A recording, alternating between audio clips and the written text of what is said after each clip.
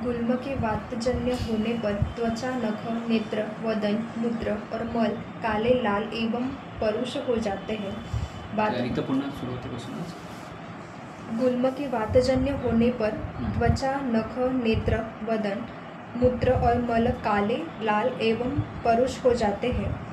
वातगुल्म में बतलाए गए कारणों के सेवन से हानि और उसके विपरीत आहार विहार के सेवन से लाभ होता है, यह वातगुल्म कहलाता है। वाताच्या सर्व गुणांनी वातगुल्माची सगळी लक्षणे दिसायला लागतील. परुषता, कृष्णवर्णता, काळनिळे पडणं, ठीक आहे. तर ती ग्रंथकारांनी लक्षणं दिलेली आहे. ते आपल्याला पेशंटमध्ये दिसतात.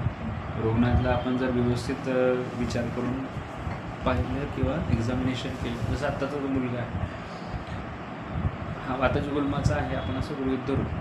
पित्ताचे लक्षणं जरी दिसत असेल तरी त्याच्यामध्ये आपल्याला कृष्णवर्णता, कोरडेपणा, जेव्हा तो पहिल्यांदा आला होता तेव्हा तरी त्याच्यात ती सगळी लक्षणं दिसत होती. आणि मग ती लक्षणं त्याच्यात स्वरूपात जसं की पोटात गोळा होणं, जळजळ होणं, पित्त सारखी लक्षणं दिसणं, हे पण त्याच्याच स्वरूपातली लक्षणं दाखवतं पेशंटमध्ये. तर वाताच्या गुणाशी संबंधित लक्षणं दिसायला लागली.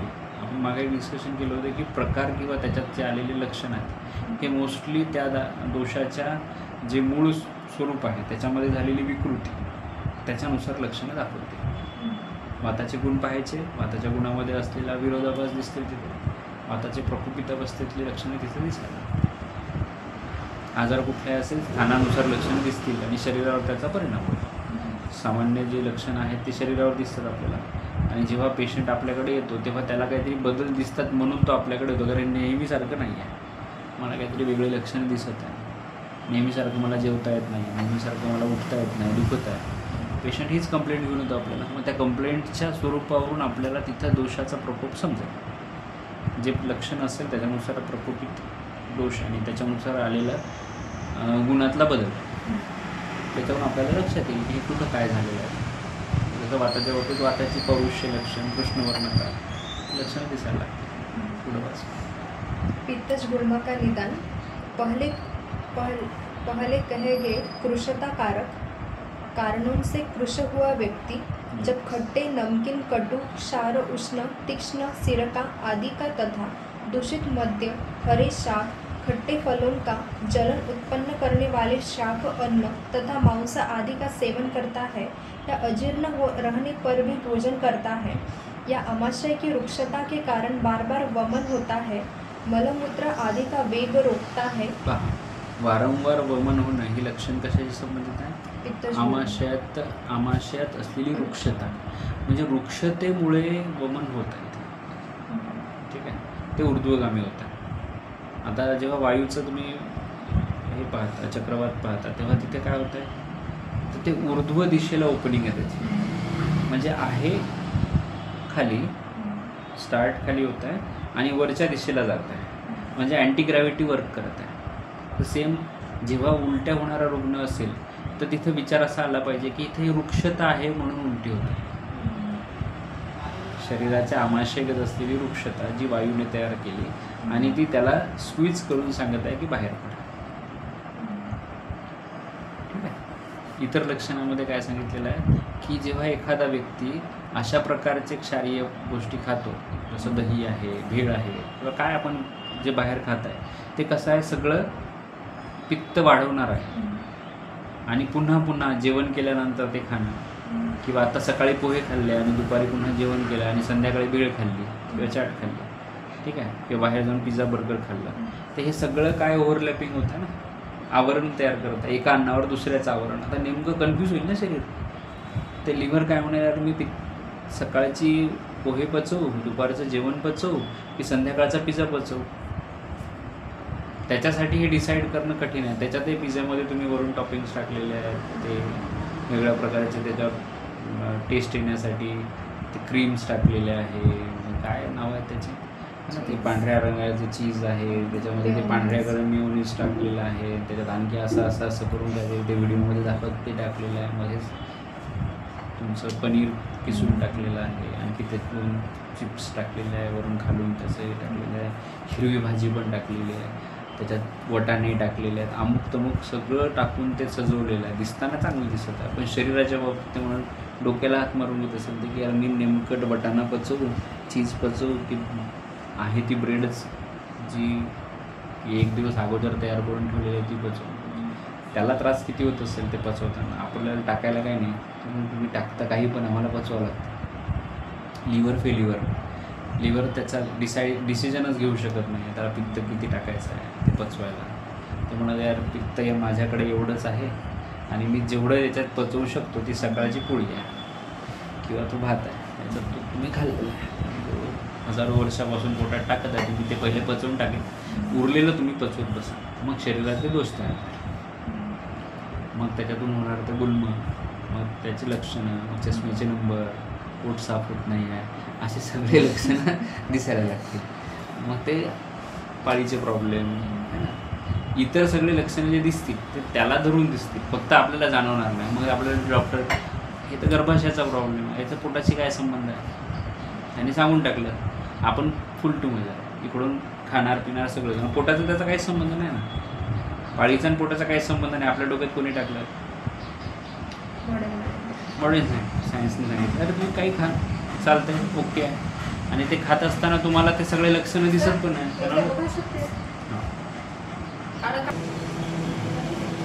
आता गुलमाचा विचार आपण करू, काय सापडतं का नाही असं पाहायला भेटलं, विश्वास पटायला लागतो की हे बरोबर आहे. आणि त्याच्या मागं तसा विचार आहे हे समजायला लागलं तर आणखी क्लिअरिटी. आता आयुर्वेदाच्या कॉलेजमध्ये पण असे पेशंट येतील, त्याला काय करत असतं त्यांनी, एवढा विचार नाही करत, सगळं त्यांनी इथे कट्टी बस्ती केली असती. तर बरेचदा आयुर्वेदामध्ये काय होतं, सोप्या गोष्टी अशा आहेत की जर बस्ती केली तरी तो कुंडल कमी होईल, वात कमी होईल तिथला, कारण ते मळासोबत निघून जाईल तर कमी वाटायला लागेल. पण जास्त ॲक्युरेट काय असेल ते करणं गरजेचं आहे.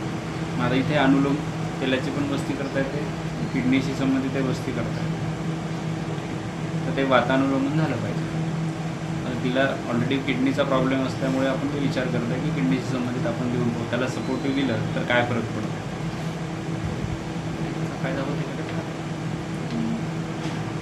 एक या साईडनी जाऊन पाहिले की या साईडनी जाऊन पाहू, वाटतं आपण ताबडतोब कमी केला, अनुलोम करून टाकलं त्याचं. आपल्याला पाहायचं आहे की आपल्याला किडनीला काही सपोर्ट देऊन आणखी पेशंटला बरं वाटते का, की उद्या किडनीने तेवढा त्याची कॅपॅसिटी असली पाहिजे की छोटं मोठं चिक्कूसारखं फळे पचवू शकले पाहिजे. आणि त्या फळाने जर एवढा त्रास तिला होत असेल, 2 साधे जांभळे पचत नाही, म्हणजे ते वात प्रकोप ऑलरेडी वातकाळात आहे ना, वातकाळात आहे तर वात ऑलरेडी प्रकोपित आहे, त्याच्यात ते जांभळ्यासारखे 2-3 आता 2 म्हणता 4 खाऊन घेते माणूस आहे ना, तर ते पचले नसतील असं. तर ग्रंथकारांनी किती सुंदर सांगितलं की आमाशयात वृक्षता आल्यानंतरच गुल्म तयार होतं. आमाशयात वृक्षता बिलकुल त्यांनी मस्त छान कारण निवडलं की जांभूळच खायचं. जांभूळ खाल्लं, त्याच्यात असलेली वृक्षता, कषाय रस, त्यांनी बरोबर आमाशयामध्ये कोरडेपणा आणला.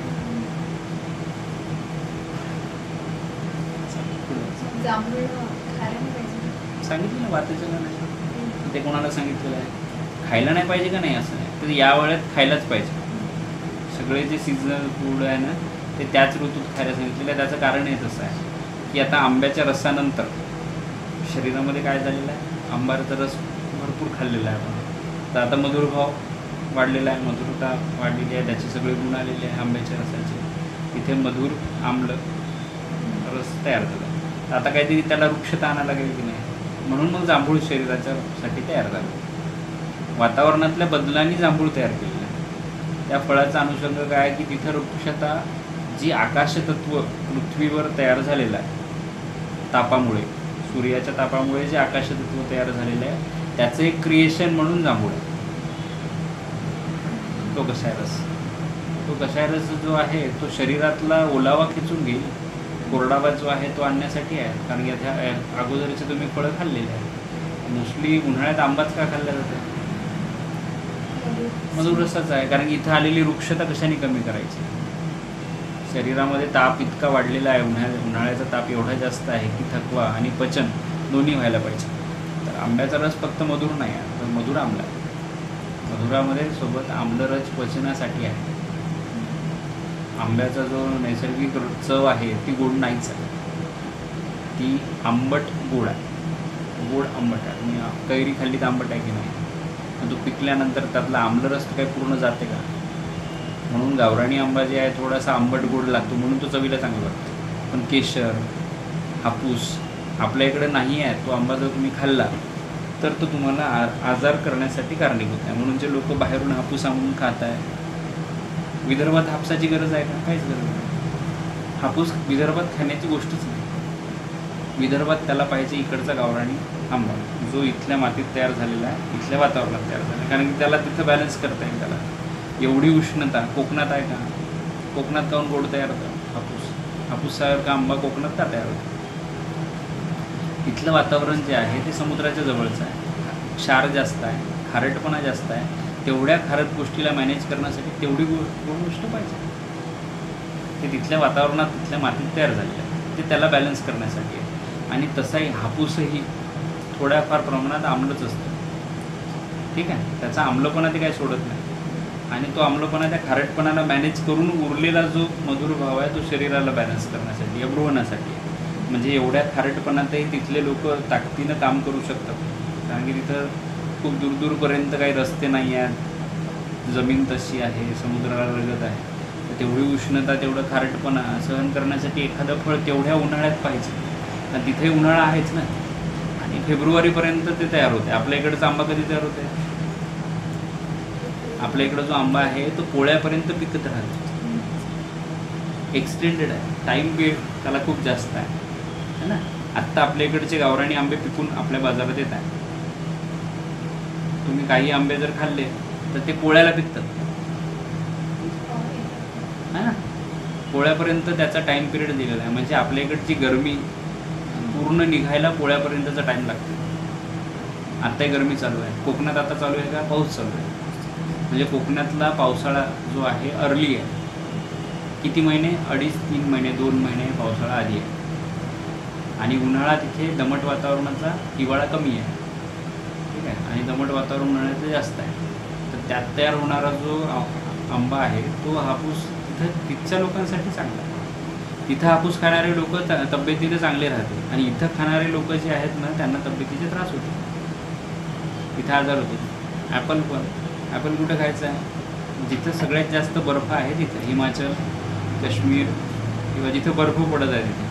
कारण की तेवढ्या बर्फाच्या ठिकाणी एवढं थंड वातावरण असताना अग्नी किती प्रदीप्त असेल? खूप जास्त. हिवाळ्यात आपली खूप जास्त असते. मग तिथं तेवढ्या लेवलपर्यंत जे आहे ते तुम्ही घन असलेलं पृथ्वीतत्वाचं फळ पचवू शकता. ते पचवायसाठी तेवढा अग्नी तिथं आहे. मग ते अग्नीत ते पचते. म्हणून ॲपल जे आहे ते हिमाचल, तुमच्या जेवढे काही गोष्ट याचा एरिया आहे, थंड हवेचे ठिकाण आहे, तिथं पचते. ते इथे पचणार नाही. म्हणून इथं जर सेफ खाणारा पेशंट असेल तर त्याला नक्की ॲसिडिटी, बाकी सगळे त्रास होते. तर कॉमन सेन्स, पण आपण कॉमन सेन्स हे वापरत नाही. कारण हे कसं काय शक्य आहे की आपण ॲपल कसं खायचं आहे? पेशंटला आपण ॲपल कसं द्यायचं? चिकू कसं द्यायचं? चिकू आपल्याकडे आहे नाही, चिकू येऊच शकत नाही आपल्याकडे, आपल्या वातावरणात. ते आपण तयार केलेलं आहे जेनेटिक चेंजेस करून. मोस्टली चिकूचे फळं जे आहे ते कुठं येतात, कुठल्या मातीत येतात त्याचं जर ऑब्झर्वेशन चिली लोक काढतात. ते कोणतं? लिची. त्याच्यानंतर तुमचं ते हे आहे काय, स्ट्रॉबेरीज. आपल्याकडचे फळं थोडी आहेत. या वातावरणात ते होत नाही. तुम्ही वातावरण तयार करत आहे, पॉली हाऊस करत आहे, त्याच्यात ते तयार करत आहे आणि नंतर वापरण्याचा प्रयत्न करत आहे. म्हणजे ते तयार होईल, पण ते तयार होऊन जेव्हा तुम्ही खाणारा व्यक्ती आहे तो त्या वातावरणातला आहे का? नाही. म्हणजे त्याला ते पचनासाठी सूट नाही आहे. मग ते खाल्ल्यानंतर त्रास होतो. किवी, लोक किवी देतात ना, कशासाठी? त्या याच्यासाठी, इम्युनिटी वाढवण्यासाठी, प्लेटलेट्स वाढवण्यासाठी. ते पण ते काम करेल, पण काहीतरी एक नुकसानदायक काम शरीरात नक्की करून ठेवतो. हमारे निशा छोडी जाएंगे असं म्हटलं की आहो आम्ही, पण काहीतरी नुकसान करून जातो. ते भले तेव्हा दिसणार नाही पेशंटला, पण नंतर दिसेल ॲसिडिटीच्या स्वरूपात, अपचनाच्या स्वरूपात. डॉक्टरांना सांगायला काही हरकत नाही ॲपल खा म्हणून, पण ते आपल्याला समजायला पाहिजे की ॲपल आपल्या इकडचं नाहीच आहे आणि आपण का खायचं.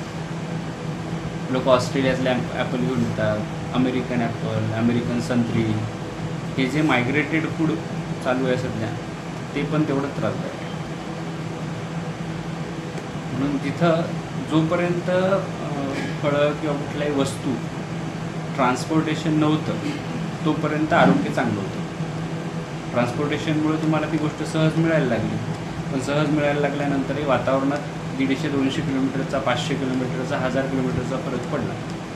मग ते तिथंच पचते का याचा विचार न करता खाल्ल्या गेले आणि मग त्रास व्हायला लागला. चायनीज खातो की नाही आपण, ते चायनीज तिथं का खातात त्याचं काहीतरी वेगळं कारण, इथं का नाही खाऊ त्याचं वेगळं कारण. मग हे आजार वाढणार ना. आजार का फक्त कोरोनासारखेच आजार थोडी येणार आहे चायनावरून, दुसरे हे पण आजार आहेत, हे पण तिथूनच आले. एका देशातून दुसरीकडे जाणार पेशंट आहे.